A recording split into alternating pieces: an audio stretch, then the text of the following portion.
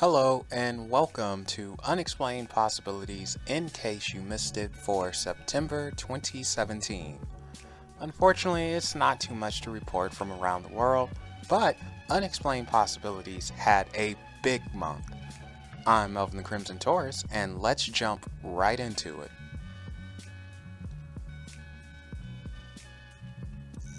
Unexplained Possibilities had 3 big podcasts. The first was with guest Josh Hewitt, and while there were some technical difficulties, it was a lot of fun speaking with Josh about spirituality, DMT, and his own experiences and awakening. If you're someone who is interested in psychedelics and spirituality, perhaps a higher world, I definitely recommend you listen to that podcast. It was very good.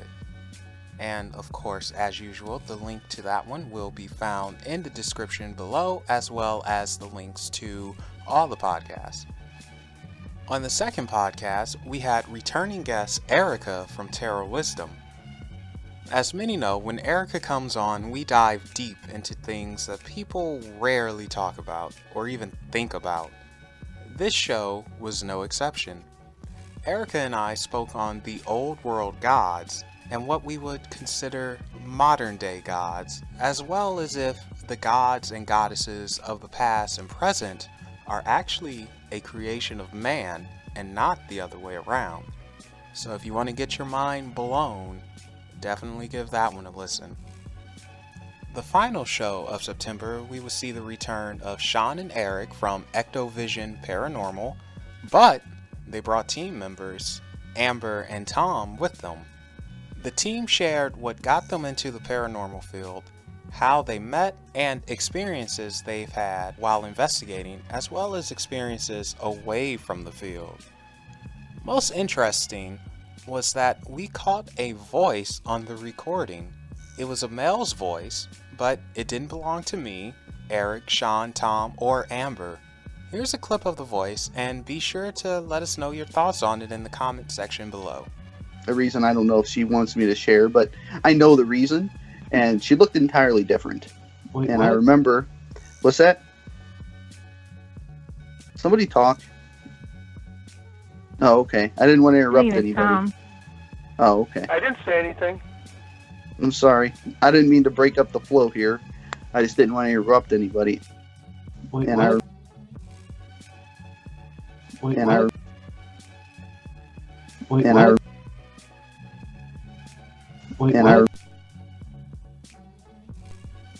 Now, moving on to a few current events. Recently, the US was hit by a couple of very powerful hurricanes.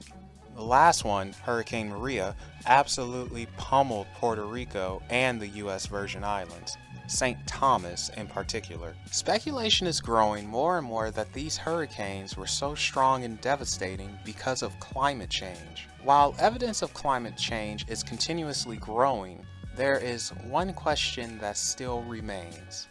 Is climate change man-made or a natural occurrence? Do you guys know who Rob Lowe is? I'm sure the majority of you know the guy. Anyway, Rob Lowe has a new paranormal supernatural show that airs on A&E. Rob and his 2 sons, Matthew and John, travel around the country and investigate areas that have supernatural tales attached to them.